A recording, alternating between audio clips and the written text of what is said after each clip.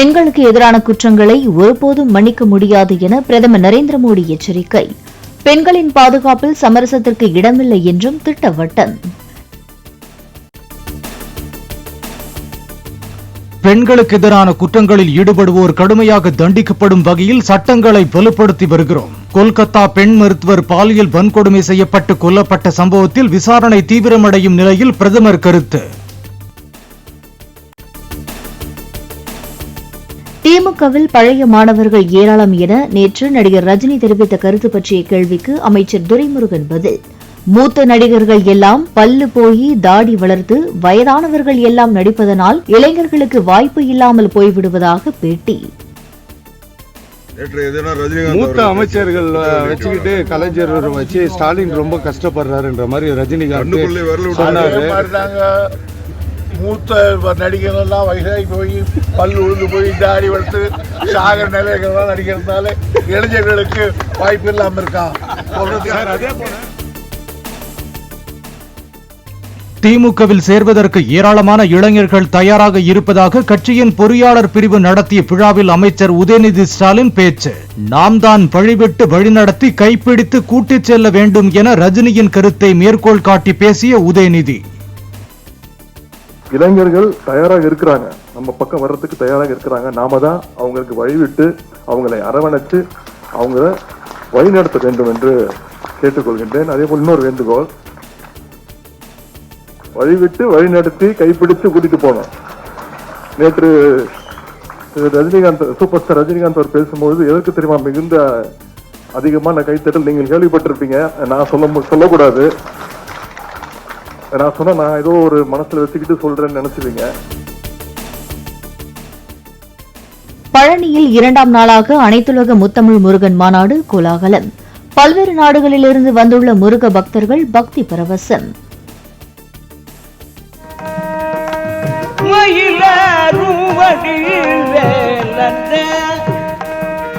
இந்த வயதான முருகா முருகா.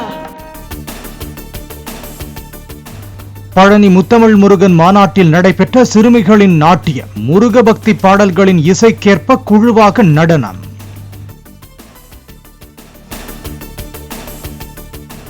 பழனி முத்தமிழ் முருகன் மாநாட்டில் பக்தி பாடல்களை பாடிய சிறுவன் சூரிய நாராயணன். சிறுவனின் இசை கச்சேரியில் மாநாட்டிற்கு வந்த முருக பக்தர்கள் பரவசம்.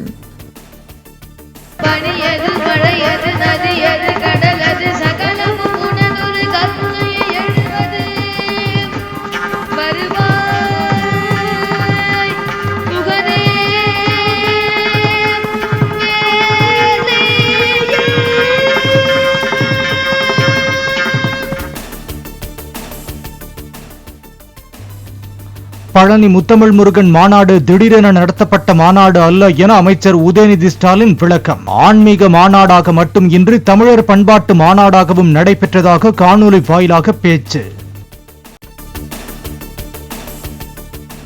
எம்ஜிஆர் குறித்து வரலாறு தெரியாமல் அண்ணாமலை பேசி வருவதாக எடப்பாடி பழனிசாமி விமர்சனம். கூட்டணியில் இருந்தபோது பாஜகவுக்கு நல்லதாக தெரிந்த அதிமுக தற்போது கெட்டதாக தெரிவதாகவும் கருத்து.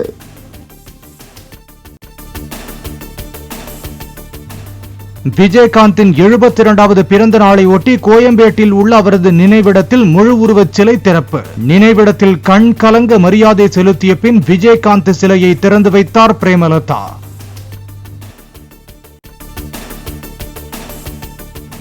சென்னை கோயம்பேட்டில் நடைபெற்ற விஜயகாந்தின் பிறந்தநாள் விழாவில் திடீரென மயக்கமடைந்த அவரது இளைய மகன் சண்முக பாண்டியன்.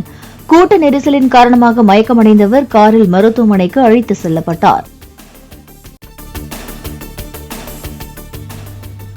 சூலூர் அருகே நீலம்பூரில் தனியார் கல்லூரி மாணவர்கள் தங்கியிருந்த குடியிருப்புகளில் மூட்டை மூட்டையாக கஞ்சா, அரிவாள் உள்ளிட்ட ஆயுதங்கள் பறிமுதல். கல்லூரி மாணவர்கள் உட்பட 15 பேரை கைது செய்து போலீசார் விசாரணை.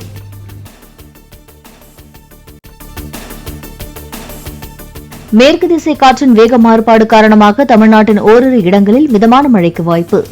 இன்று முதல் 31ஆம் தேதி வரை லேசானது முதல் மிதமான மழை தொடரக்கூடும் என்றும் வானிலை மையம் தகவல். அண்ணா பல்கலைக்கழக தேர்வு கட்டண உயர்வு நிறுத்தி வைக்கப்படுவதாக அமைச்சர் பொன்முடி அறிவிப்பு. சிண்டிகேட் மீண்டும் கூடி முடிவெடுக்கும் வரை தேர்வு கட்டணம் உயராது என்றும் விளக்கம். திங்கட்கிழமை கிருஷ்ண ஜெயந்தியை முன்னிட்டு சனிக்கிழமை அட்டவணைப்படி 6 மற்றும் 7 நிமிட இடைவெளிகளில் மெட்ரோ ரயில்கள் இயக்கப்படும். சென்னை மெட்ரோ நிர்வாகம் அறிவிப்பு. நாளை கிருஷ்ண ஜெயந்தி கொண்டாடப்படுவதை முன்னிட்டு கோயில்களில் சிறப்பு ஏற்பாடுகள். கடைகளில் சிறப்பு அலங்கார பொருட்களை வாங்கவும் மக்கள் ஆர்வம். போதைப் பொருட்கள் இல்லாத தேசத்தை உருவாக்குவதில் நம் அனைவரின் பொறுப்பும் உள்ளது.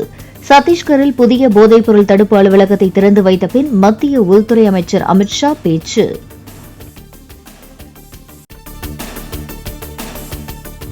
கொல்கத்தாவில் பெண் மருத்துவர் கொலை வழக்கில் கைது செய்யப்பட்ட சஞ்சய் ராய்க்கு உண்மை கண்டறியும் சோதனை.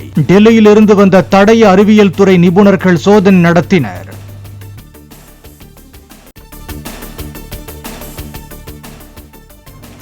கேரள அரசின் சினிமா அகாடமி தலைவர் பதவியிலிருந்து பிரபல மலையாள இயக்குநர் ரஞ்சித் விலகினார். மேற்கு வங்க நடிகை ஸ்ரீலேகா மித்ரா கூறிய பாலியல் அத்துமீறல் குற்றச்சாட்டு காரணமாக நெருக்கடி முற்றியதால் ராஜினாமா.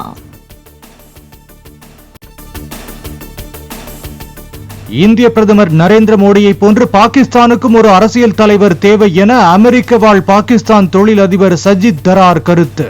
நரேந்திர மோடியின் தலைமையில் இந்தியா குறிப்பிடத்தக்க வளர்ச்சியை பெற்றுள்ளது என்றும் பாராட்டு.